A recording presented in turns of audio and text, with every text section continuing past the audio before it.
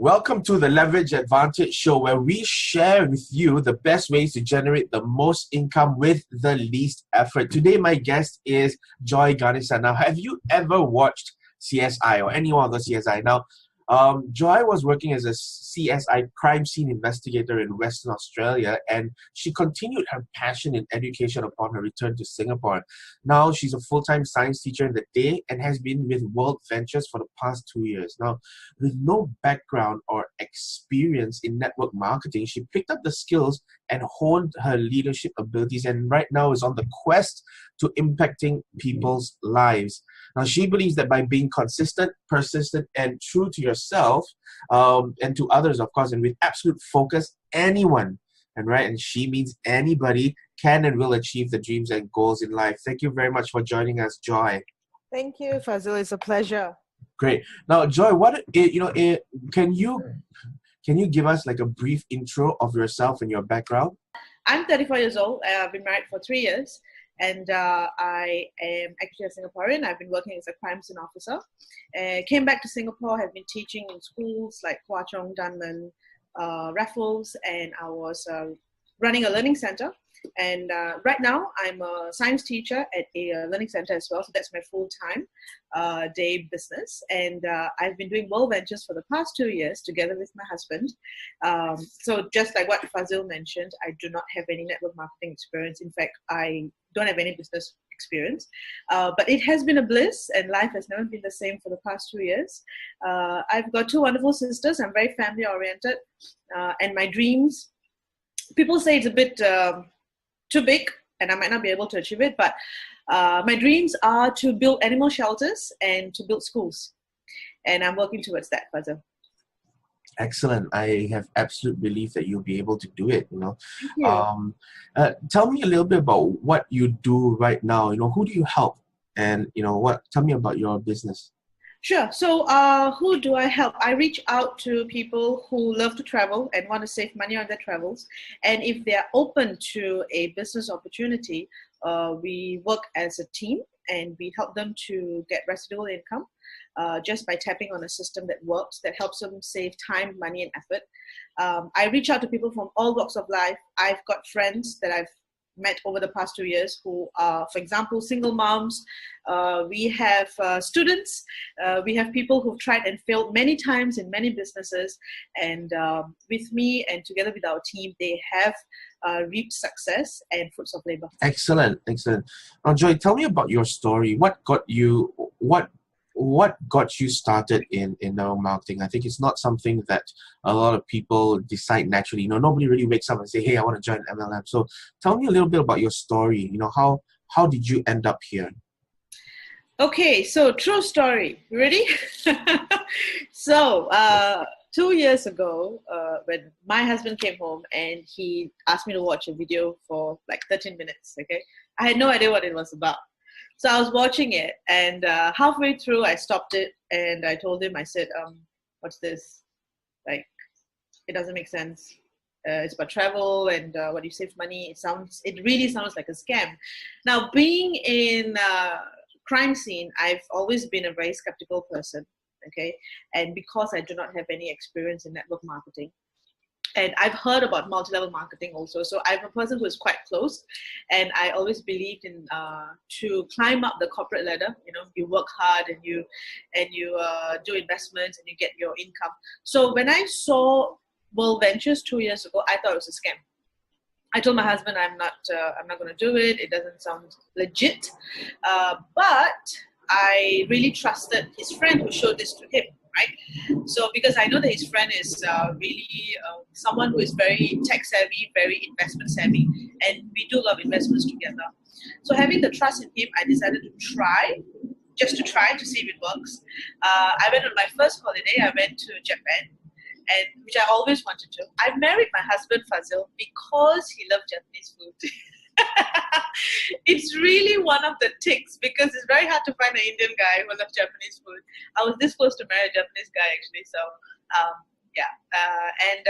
went to Japan, Sapporo, had a great time. I wasn't still 100% to be honest, because I'm just an ordinary person, right? So like you said, we don't wake up thinking that, oh, I want to join an MLM company, or I want to join a network marketing company. So it took me some time. When I came back from the first holiday, I decided to do a bit more research on that company, on the network marketing business model. I studied a lot on Warren Buffett and Robert Kiyosaki, and I studied the network marketing model as well. So then I decided to give it a go, talk to the leaders from WorldVentures as well, and I picked up. Yeah, so that's my story. So from a person who was very skeptical, who thought it was a scam, who thought this is not going to work, because I can't even sell tissue papers. Like, I don't like selling, you know. That's why I went into law enforcement, and that's why I went into education, because that's something what people want, right? I don't need to go looking for people and ask them whether do you want this or not. So this was a different ball game for me, being very, how should I say, being very closed, you know, not very open-minded, like to go around selling stuff and all that. So, yeah. Make sense? Yeah. Awesome. I love the story. Now, tell me, Joy. So, like you said, you know, you were very closed, and you know, this is not something that you wake up, you know, looking forward to in the first place. But you know, what was that turning point for you? You know, what was the turning point when it came to your business that you decided that this is something that will work, and this is something that I want to do? Okay, I've got two turning points, Fazil. One is WorldVentures related, okay, because it happened during an event. And another one is very family related. So I'll talk about the WorldVentures related first. So what happened was last year when WorldVentures was celebrating their 10th year anniversary, I went down to Florida with my husband. They had an event, like an international event. And I was blown away when I saw 22,000 over people in one arena. And when I heard from the Chief Visionary Officer, Wayne Nugent, and when I heard from the leaders, I was very touched. Now, I'm a very spiritual person, okay? So for me, ethics, morals, principles, spirituality is very important in whatever we do. So it's aligned and the heart is at the right place. So when I heard that and when I saw 22,000 people in one area, I was like, okay, so all these people can't be stupid. Okay, so they all must have believed in something, and they all are going in that one direction, and they know where they're going. And I've got dreams as big as theirs, so why don't I write on this platform and use it as a leverage to achieve what I want to do? You know, in terms, I mean, money is not everything, but we do need money to achieve a lot of things, to materialize your dreams, you know. So that's one that turned me around 1 year ago, and I went 100% into WorldVentures. I've got the conviction. So now when I talk about WorldVentures to my family, friends, or anybody that I meet, it's with much conviction that I share with them, and I tell them that, look, I see this as a opportunity for me. So let's see how it fits in your lifestyle, you know. The second turning point was my dad. So late last year, my dad has got a diabetic problem. Okay, he's already retired. So he had something going on with his eyes. So he went to, now, Fazil, just to sidetrack a bit, I don't know if this is okay, but I'll just be honest with you, and you see how this fits, okay? So he went to a government hospital, all right, to check on his eyes. It was very painful, and they gave him an appointment to see an eye specialist like 9 months down the road. All right, so he called me after his visit, and he told me, he said, you know, my eye is very painful, and I don't know what to do, but they got me to see an eye specialist 9 months later. And I went like, oh, that's ridiculous. Why don't we let's go and see an eye specialist now, okay? And I don't care how much is it going to cost. So I got to know this doctor, an eye doctor from a private clinic. I went down, Fazil, I got an appointment, I fixed it, I paid a couple of $1,000s, and we got it done. If my dad had waited 9 months, he could have lost his eye. You know, and after sending him back home, I asked myself this. I said, okay, I'm already 34. Well, last year was 33. Doing what I'm doing, yes, I'm comfortable, but I will still not be able to give the life that I would want to give for my parents when they are old and they're depending on me, which eventually will happen. And their lifestyle, their medical expenses, I want to give them what they deserve. I don't want to think twice when it comes to their medical needs, their life needs, or anything, anything. So there is no harm in government hospitals, but there is a difference, Fazil, when it comes to government medical line and private. Okay, so honestly, money does talk. So money is not the root of all evil. Greediness is. So, but you still need to be comfortable and give the best for your family. So that was my turning point, and that's what keeps me going until now. That day when I went home and I sent my dad and I told myself, okay, he could have lost his eye if I just sat on it. He could have lost his eye if I just went through a government hospital, and I got it done within one day. That's it. So, okay. Yeah. Cool. And in building your network marketing business, what were your biggest challenges as you started out your business? I was afraid. I was overthinking. I was afraid to approach people. I was afraid what they might think of me. I was afraid that they might think that, oh, it's an MLM, it's a scam. Why are you talking to me about a scam? I was really afraid of what they might think of me, of their opinion of me. And the second challenge was I didn't know much about network marketing. So I had to read. I realized that I had to educate myself about what I'm doing, about the company, about the business model. And the more I learn, the more I educate, and the more when I speak to people, it gives me more confidence. And the more I leverage on the team support and the leaders, that also gave me a boost. And that's the reason why I am succeeding in this together with my husband. Awesome. Fantastic. Now, what's one big tip or advice for our audience when it comes to creating leverage in their business? One tip. Okay, just a question. This leverage thing, because there are two types of businesses, right? One is like together you work as a team, and one is you just do it by yourself, like online marketing and all that. So which area are we going with? Whichever you're more familiar with. Okay. As long as it helps the audience create leverage, is fine, because we've got audiences that create, that work in teams. Well, personally, I don't believe in solopreneur businesses. Mm-hmm. There's no one person that's able to do everything well, and most of the time solopreneur businesses won't allow you to get leverage, meaning you'll always have to be active unless it's an investment business. Okay. All right. So one tip is definitely to believe that, personally for me, I've always believed that by having 100 people doing 1% of the job, you will get 100% effectiveness, and the yield of the output is also 100%, rather than getting one person to do 100% of the work. So one tip is to really communicate, leverage with your team, all right? Follow the system that is in place, because I'm sure the system is put there for a reason, because the leaders or the pioneers would have already tried and tested all other ways, all other methods of getting leads, of generating sales. So by going through their trials and errors, they have adopted a system. So follow that system, plug into the trainings, plug into the events, be close to your team, be close to the campfire. These are the tips for your success, honestly. There you go. Right, Joy. We're doing good on time now. Can you share with me what is your time travel moment? Now, if you could go back in time 10 years and tell your old self one thing, what would it be? Wow. It's very hard to narrow down to one person. But if it's one thing, I will definitely read up. I will tell myself, Joy, go and read up more about leadership.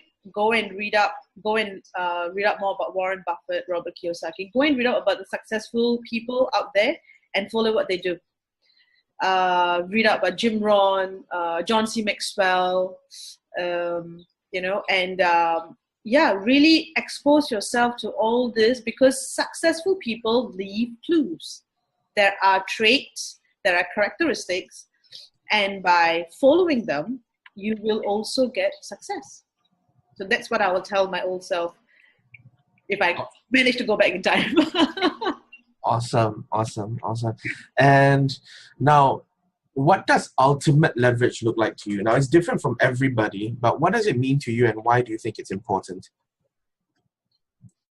Could you define a little bit about ultimate leverage, Fazil, for me? So leverage basically is the ability to create a lot of income with very little effort. So let me give you an example. I used to do training and coaching, right? And there are so many ways to do it. But my business model, there's a very active way to run that business, and there's a very leveraged way. So I'll give you the active way example, right? Okay. So let's say I did a lot of one-on-one coaching, and my clients would pay me $3,000 a month for 1 hour a week. So basically that means I would work, and I would only take up to 5 clients. So basically my active contact time with each client would be altogether would be about 5 hours every week. And so I would work for 5 hours a week and generate about $15,000 a month. That's just on business coaching alone, right? But a more leveraged way to create that, and that's pretty leveraged, but it's still very active. It's very linear, right? So the more leveraged way to work is when I also had a group coaching program, and everybody in the group coaching program would pay $500 a month. And if for these people, I would do a group coaching session once a week for 1 hour. Right, it would take me maybe about an hour to prepare for that session. So I would work about 2 hours a week to serve these people. Now, when I had 10 people in that group, I was making $5,000 a month working 2 hours a week. Right, and then that group grew to 100, 150 people. Right, so then I would be making 50, right, 50, 75 thereabouts. Right. So, but I'll still be working 2 hours a week. So to me, that's what we call leverage. By, how can you extract the most value from the same amount of work? I think there's 2 ways to describe leverage, right? Okay. Right. So it's either the same amount of work and a lot more income, or the same amount of income and a lot less work. So because for me, what would be apt will be building teams, right? So that will be my ultimate leverage, by building teams, bonding with them, interacting with them. Yeah. By doing so and adding value to their business and adding value to their business skills, that will definitely create the leverage for me per se. Because this is definitely teamwork. So as the team succeeds, I succeed. As the team grows, I grow. So it's very, like for me personally, how I got successful, Fazil, is because my husband and I really take the time and the effort to go the extra mile, and we bond with our team members on a very personal level. We do a lot of coaching. We invite them over to our place. We spend long hours, and we go through the skills that they need, because everybody who comes into network marketing, they enter at different phases of life. One is they could have zero experience like myself, or they could be a successful network marketer already. So how do we tap on your very crystal clear skills and leverage and build your business, right? So when I first joined, because I had no experience, that's what the leaders and the mentors did, for example, like Dr. Wu. So Dr. Wu and Leonard, who is an ex-VP of an international bank, they worked and they spent a lot of time with me and my husband, and of course, my husband's close friend as well, Jason. So that's how I grew, you see. So now I'm giving back to whatever I learned and I adopted, and that gave me success in terms of building the teams and also getting residual income. I'm giving back and adding value to whoever who joins WorldVentures, whoever who joins my team. And my primary goal is to ensure that they get the success that they deserve and they want. So I will add value in that way, and that's how I leverage. So if whoever who's listening in, if your business is of this model, very similar, where you work with teams and all that, spend that time, get to know your team members. It works both ways, right? It really takes 2 hands you really have to lock arms with your fellow team members and grow together, because one team, one dream. When your team succeeds, you succeed. Awesome. Fantastic. So this part of the interview is really about quick fire questions. I'm going to ask you 3 quick questions and you answer me really quickly. Right? So, Okay. Okay. no, these are very easy questions, right? Okay. What is the best advice you have ever received? Best advice is to keep it simple. Actually, 3. Best advice, keep it simple, be true to yourself, and be honest. Excellent. And can you share one of your personal habits that you strongly believe contributes to your success? I always get up first thing in the morning and I say thank you and I'm grateful that I'm alive and I'm ready for the new day ahead. Fantastic. And what book would you recommend as a must read? Ooh. Can I give a general author? No, you got to give one book. Hang on. I got so many in my head. Just choose one. And Influence Friends. Wait, what's his name? Dale Carnegie. How do we influence and influence people? Yes, Dale Carnegie, yes. Okay, excellent. That's one of my favorite books as well. Yay. All right, okay, cool. Last question. If you had 30 seconds left to live, what piece of advice would you give? I really don't want to say cheesy stuff like, oh, live life, you got to die with no regrets. If you have 30 seconds to live, spend that time with your loved ones and go in peace. Excellent. Well, and if people are interested in finding more about you, how can you be reached? Where should they go? Oh, please, you can get me on LinkedIn. Should I give the links or just general? No, you can say it out. Yeah, okay. So you can reach out to me on LinkedIn, Facebook, Instagram, or you can email me at joyganesan@gmail.com. Or just give me a call. Can I give my number? No. Yeah. You do that, you're going to have people spamming you all day. It's true. Okay, so yeah, there is also another platform called Opportunity. So they can also find me on Opportunity. It's Joy Ganesan. So I'll be very happy to hear from you. All right. So thank you so much for your time. I really appreciate you spending the time with us and sharing your experience with our audience. Thank you so much. And for the rest of you, we have some amazing guests lined up over the next couple of weeks. So do stay tuned and look out for the videos as well. Thank you so much, Joy. Thank you. Hey there, thanks so much for checking out this video. If you enjoyed it, check out a relevant video here. And don't forget to subscribe to us for more marketing tips, techniques, strategies that are working for us, or just more behind the scenes fun. See ya.